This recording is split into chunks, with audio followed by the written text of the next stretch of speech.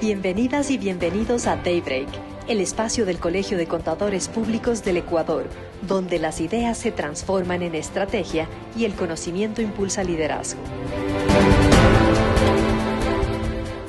Pensemos por un momento en el siguiente escenario. El equipo contable de la firma cierra el balance anual perfectamente. Digamos, los estados financieros reflejan una utilidad razonable, todo cuadra al centavo. Claro, el escenario ideal para cualquier departamento financiero. Ajá, el mundo perfecto. Pero por un solo clic tardío en el portal de la súper de compañías o, no sé, tal vez por desconocer un trámite administrativo en línea, la empresa termina pagando miles de dólares extra en su contribución anual. Y ese es un golpe durísimo. No estamos hablando de un simple formalismo de archivo que pasa desapercibido. Totalmente. Estamos hablando de una salida de efectivo real que, si no se planifica con suma prolijidad, impacta directamente los presupuestos operativos.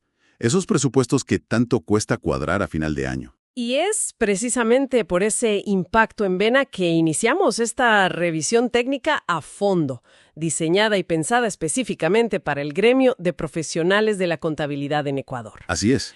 En nuestra sesión de estudio de hoy vamos a desmenuzar las implicaciones financieras y operativas de una normativa crucial.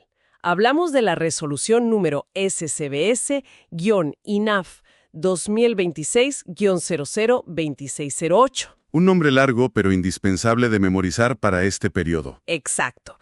Es la normativa publicada en el Registro Oficial número 249, este 23 de marzo de 2026, emitida por el Superintendente de Compañías, Valores y Seguros, el abogado Luis Cabezas Clare, que básicamente fija la contribución para este año. Y, a ver, creo que es menester arrancar reconociendo que el marco legal de todo esto no es nuevo. Claro, la base ya existía. Por supuesto.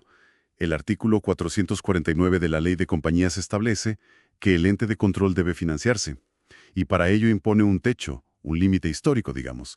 Las empresas bajo su vigilancia deben pagar hasta el 1 por 1000 de sus activos reales.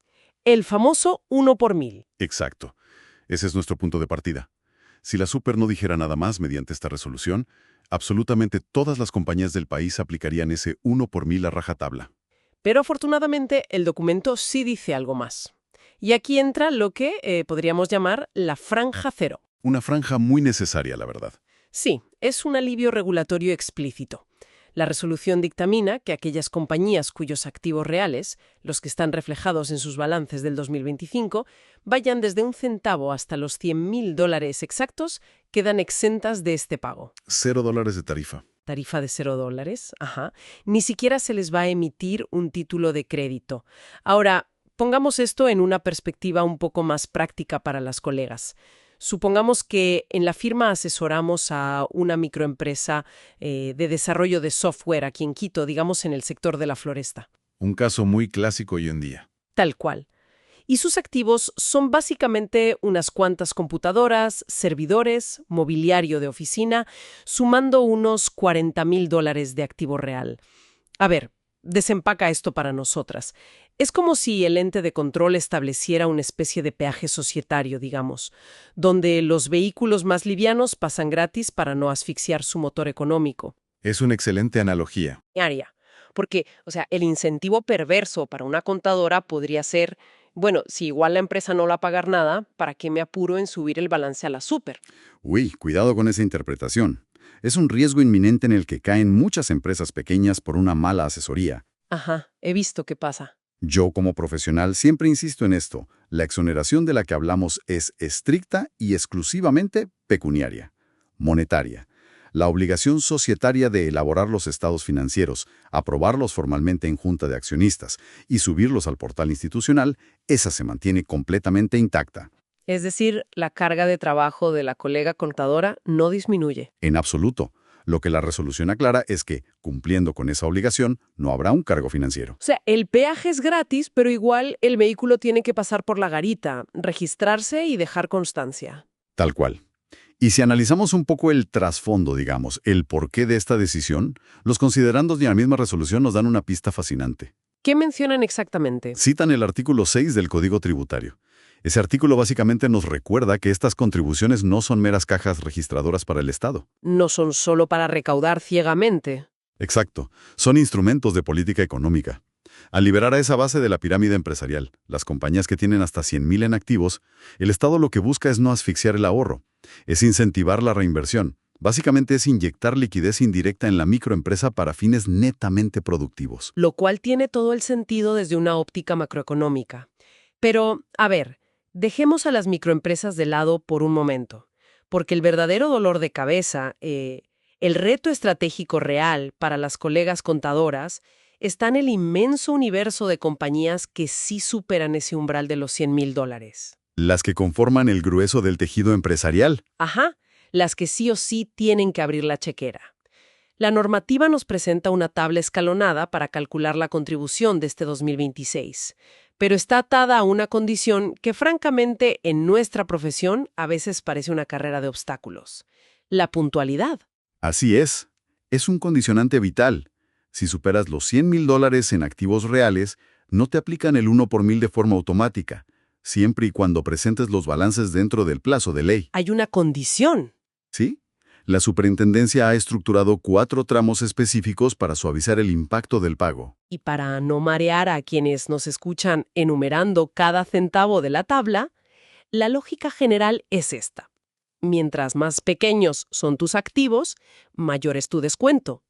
Por ejemplo, si la empresa tiene activos entre 100.000 con un centavo hasta $1.000.000, la tarifa baja al 0,74 por 1000. Un ahorro significativo.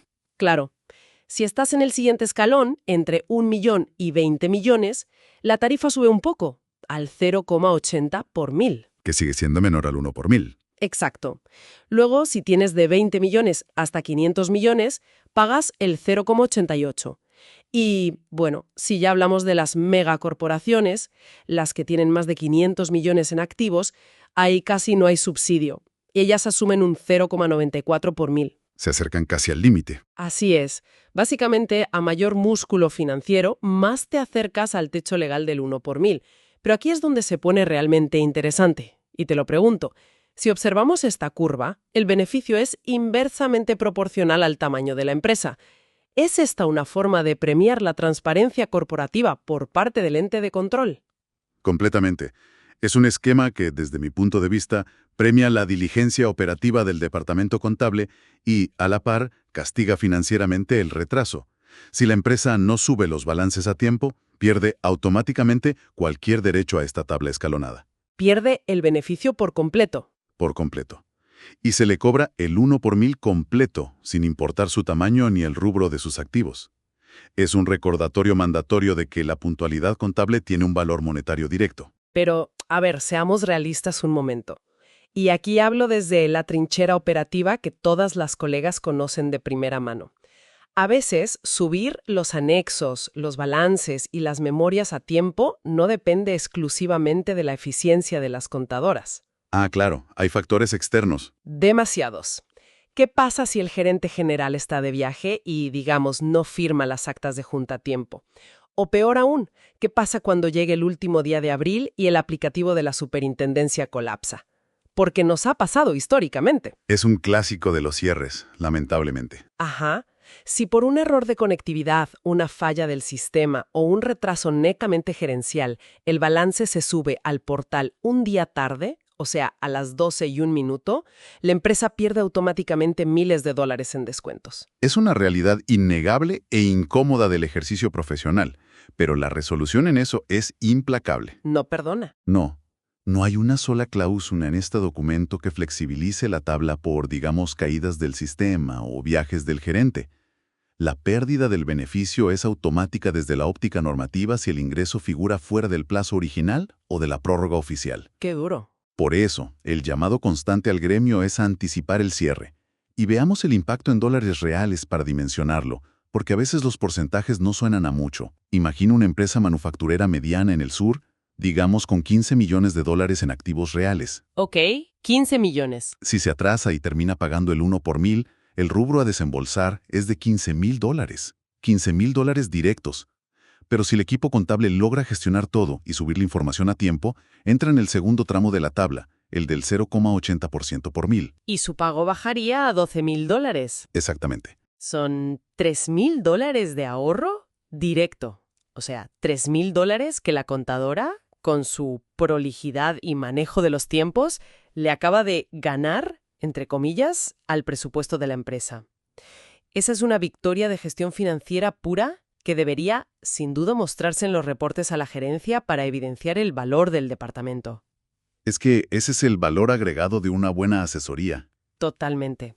Ahora bien, digamos que logramos la hazaña. Superamos los obstáculos, subimos todo a tiempo y aplicamos nuestra tarifa reducida.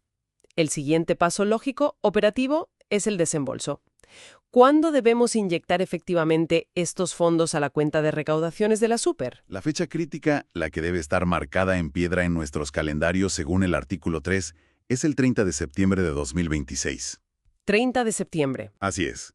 Hasta ese día, los fondos deben estar depositados en los bancos corresponsales autorizados. Pero aquí es donde la normativa ofrece un salvavidas de liquidez que me parece fundamental analizar a profundidad. Claro, te refieres al famoso pago fraccionado. Ese mismo. La norma indica que si logramos abonar al menos el 50% de la contribución hasta esa fecha límite del 30 de septiembre, la Super nos permite diferir la otra mitad, el 50% restante, hasta el 31 de diciembre de 2026. Y lo más atractivo de esto es que es sin recargos. Exacto. Sin intereses, sin recargos, sin multas. Si lo analizamos desde la perspectiva del flujo de caja, es básicamente un crédito directo a 90 días otorgado por el Estado. En el último trimestre del año, donde las empresas están sudando la gota gorda por acumular liquidez para el pago de décimos, bonos y liquidaciones, diferir este pago societario es un alivio inmenso. Absolutamente. Es una herramienta de apalancamiento a corto plazo maravillosa para cualquier gerencia financiera. Pero, y este es un pero gigante que suele generar unos dolores de cabeza administrativos terribles. Ya me imagino por dónde vas. Seguro que sí. Este fraccionamiento no es mágico ni es automático.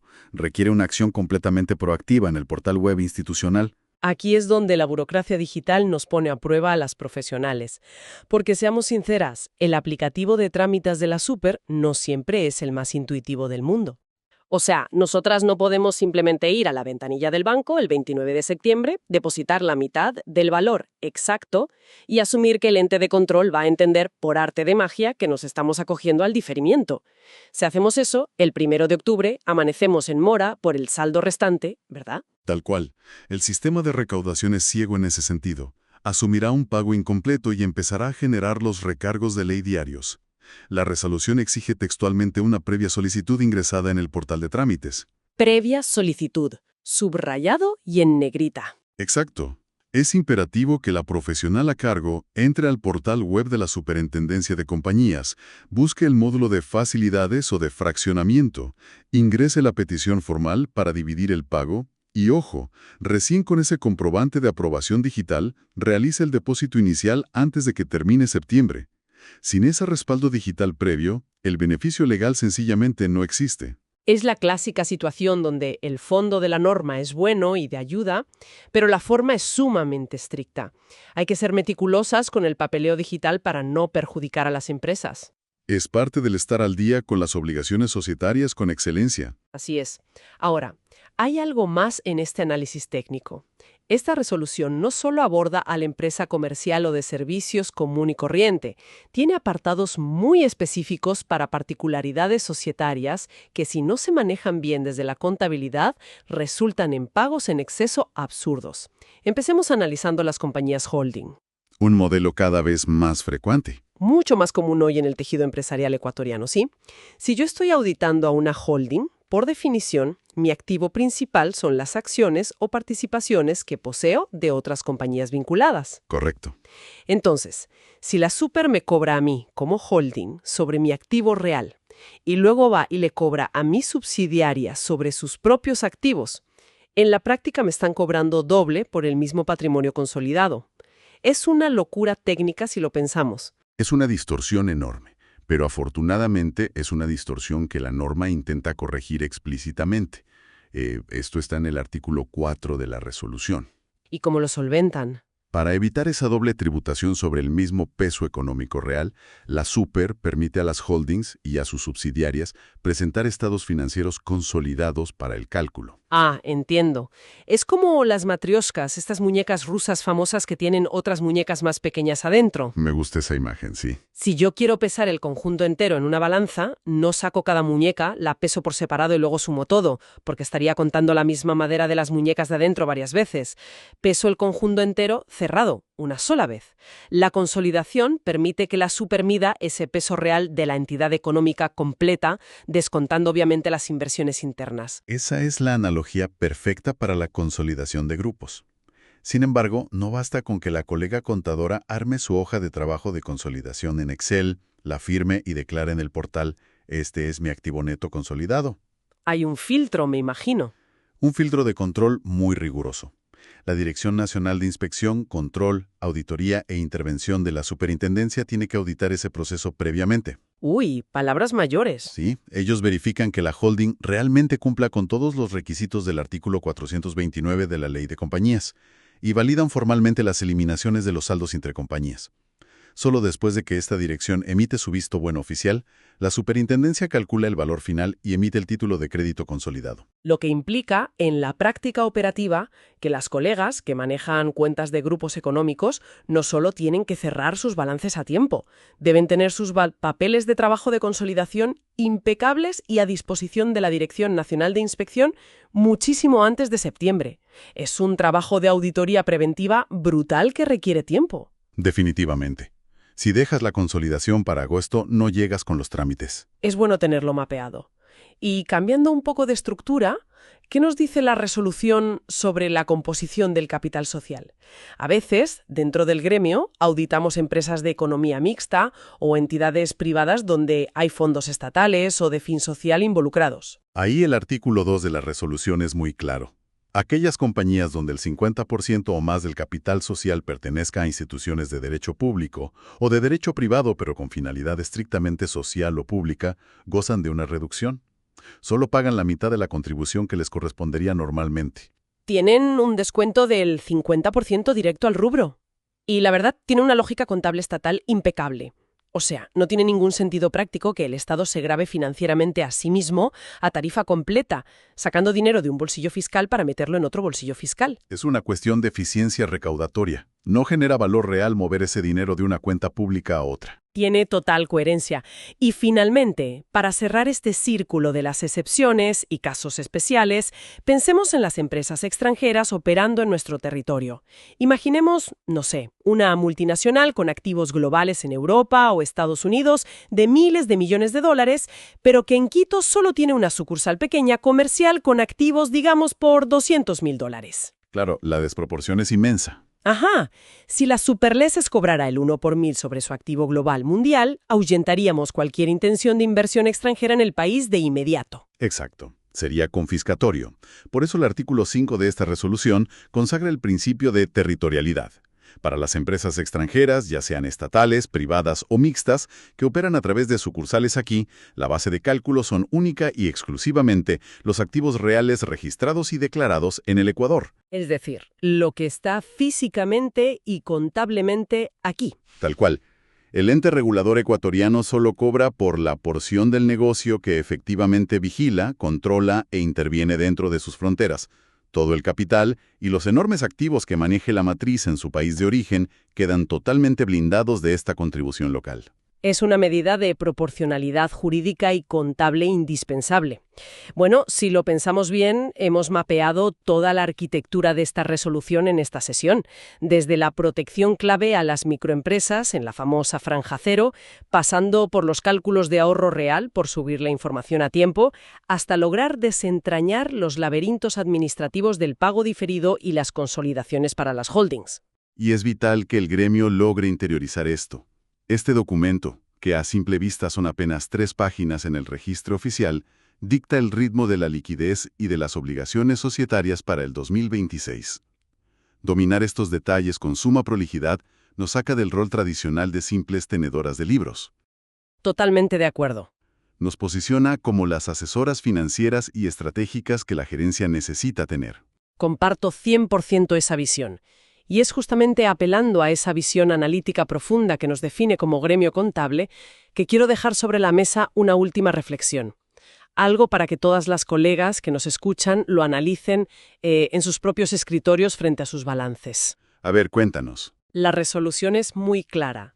La tarifa que pagaremos en septiembre de 2026 se calcula sobre los activos reales reportados al cierre exacto del 2025.